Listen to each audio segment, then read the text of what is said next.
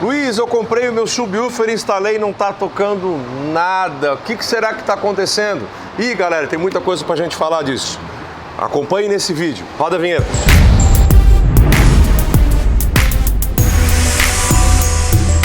Salve, meus queridos, tudo bem com vocês? Comprei um subwoofer, instalei no carro e não está tocando, não está dando resultado. Olha que eu escuto isso muito, não só na loja física, mas também nas redes sociais. Galera, quando você... Agora vou falar de subwoofer, tá? Quando você compra um subwoofer, a principal causa de não tocar muitas vezes é a litragem incorreta. O dado principal que você precisa ter lá do fabricante que você comprou é a litragem da caixa, a especificação de litragem da caixa, que é as dimensões, obviamente, que das dimensões você tem a litragem, o duto, que é a saída de ar. Em muitos casos, o fabricante dá a opção também de caixa selada, né? Então existe a caixa dutada e a caixa selada, tá? Elas vão dar resposta de frequências diferentes, tá? Mas enfim, você obedecendo essas medidas que vai gerar aquela litragem, você vai ter um bom resultado do teu subwoofer, tá? Então, a principal causa é a caixa. Aqui eu trouxe uma caixinha trio, para vocês verem, ela tem uma litragem mínima, tá? Nesse caso aqui, claro que são valores um pouco mais arredondados, tá? Mas esse subwoofer aqui, ó, tá? Ele pede uma litragem mínima de 40 litros. Mínima, porque você pode colocar um pouco a mais, obviamente não muito, né? Alguns fabricantes até colocam essa faixa da dimensão ou a faixa da litragem mínima ou máxima, tá? Então, esse aqui, ele exige uma litragem mínima de 40 litros. Essa aqui é uma caixinha trio, obviamente, uma coisa mais usual que a gente tem aqui na loja, tá? Ela não tem divisão, tá? Toca, não tem problema nenhum, tá? Se tiver divisão, melhor ainda, né? Eu só gosto de falar, aqui em cima está o duto, tá? Que também é importante a posição do duto, tá? Muitas vezes as caixas, quando é um subwoofer só, o duto é aqui. Pela geometria dessa caixa, a gente achou melhor colocar o duto aqui em cima e ficou legal, tá? Então essa caixa aqui, por exemplo, ela vai ter aproximadamente 45 litros, é um pouco maior, tá? Mas funcionou, ficou bom, toca super bem. Então assim, ó, sempre procure ficar em medidas próximas àquela indicada para o alto-falante. Se eu pegar esse subwoofer aqui, botar numa caixa de som, Luiz, para caber lá no meu carro, na minha caminhoneta, eu fiz uma caixa aqui assim, uma caixinha bem estreitinha, que mal coube o subwoofer. Você vai pegar as medidas, calcular a litragem, tá? Que a gente pode até fazer um vídeo só sobre isso, sobre cálculo de litragem, tá? E aí deu 20 litros. Não dá, né, gente? Se o alto-falante está pedindo no mínimo 40, você está colocando metade da litragem. Além de não tocar, vai ficar um som ruim, você pode queimar o subwoofer. Sim, porque ele tem uma área muito pequena de deslocamento de ar lá na parte interna e isso força a bobina do alto-falante. Ok? É mais ou menos como você querer correr e não sair do lugar. Entendeu? Então, vai acontecer, pode queimar o subwoofer. Então, é a principal causa, tá? Agora, a outra, e também não menos importante, é a questão da ligação. Uma ligação errada, de impedância errada no teu subwoofer ou no teu woofer vai fazer com que ele não toque, ou pior, que queime um alto-falante, tá? Então, por exemplo, aqui, ó, eu tenho subwoofer que ele é um Bravox XP, né? Todo mundo conhece, tá? De 12 polegadas, 500 watts RMS.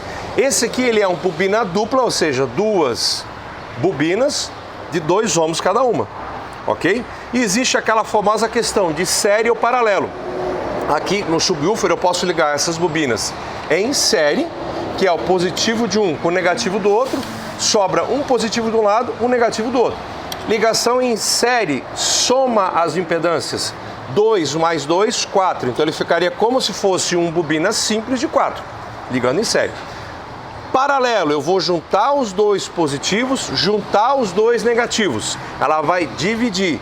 Então, se eu tenho os dois dividido por 2, vai ficar 1 ohm. Então, se eu ligar em série, vai para 4. Se eu ligar em paralelo, isso aqui fica 1 ohm, ok? Agora que está o X da questão. E lá no amplificador, se o teu amplificador, ele aceita 1 ohm na saída, você vai ligar em paralelo, fica 1 ohm, show de bola. Vai tocar, não vai ter problema nenhum. Se o teu amplificador, lá nesse canal, que seja canal individual ou bridge, ele aceita somente 2 ohms para cima e você está ligando 1 ohm, está errado. E nesse caso não é nem que não vai tocar, ele até vai tocar, mas ele vai queimar. vai queimar o alto-falante e vai prejudicar, às vezes até queima o amplificador também, tá? Porque a impedância do amplificador mínima na ligação do alto-falante, do subwoofer, nunca pode ser abaixo. Se o módulo é 2 ohms, você só pode colocar 2 ohms para cima, tá? Ah, Luiz, mas e se o meu módulo é 2 ohms e eu agora liguei eles em série, foi para 4 ohms? Pode ligar? Pode, não vai queimar. Só que nesse caso vai tocar menos. Porque se o módulo, vamos imaginar, o módulo dá 500 watts RMS em 2 ohms e eu estou ligando 4 ohms, quando você dobra a impedância da saída do amplificador, você divide a potência pela metade. É uma regra básica, tá? Se calcular, às vezes não dá exatamente metade, enfim, tá? Mas, ou seja, se ele dava 500 em 2 ohms e agora eu estou ligando 4 ohms aqui, ele vai tocar aproximadamente 250. Então, o módulo vai tocar menos. Não sei se eu me fiz entender aqui, tá? Mas eu acho que fica claro para você, tá? Então, litragem e a ligação das impedâncias são as principais causas que não vai tocar o teu sub, ou pode até queimar o teu sub, tá? Depois, obviamente, gente, fiação. O cara quer ligar um subwoofer desse aqui, 500 watts RMS, olha o tamanho e o peso disso aqui, com fio 2 por 1 milímetro. Não dá, né? Tem que ser um fio mais grosso, ao menos um fio 2 por 4 milímetros. Dependendo da potência, aqueles alto-falantes mais pesados, você tem que fazer um 2 por 6 ou até um 2 por 10 milímetros, tá? Porque você tem uma grande carga, um grande motor aqui gerando energia para movimentar o cone e precisa de corrente elétrica. E já tem muito vídeo sobre isso. Corrente elétrica precisa de área, precisa de fio bem dimensionado, tá? Então, também é questão de fiação. A gente pode esticar isso aqui muita coisa pode provocar um sub não tocar, tá? Por exemplo, o teu aparelho de som influencia um monte nisso aqui, tá? Só tem um rádio Xing Ling, que nem o pessoal fala, né? Um rádio muito simples, que não tem regulagem nenhuma, não tem um bom processador de áudio interno, ele não vai dar um sinal de som legal para o amplificador.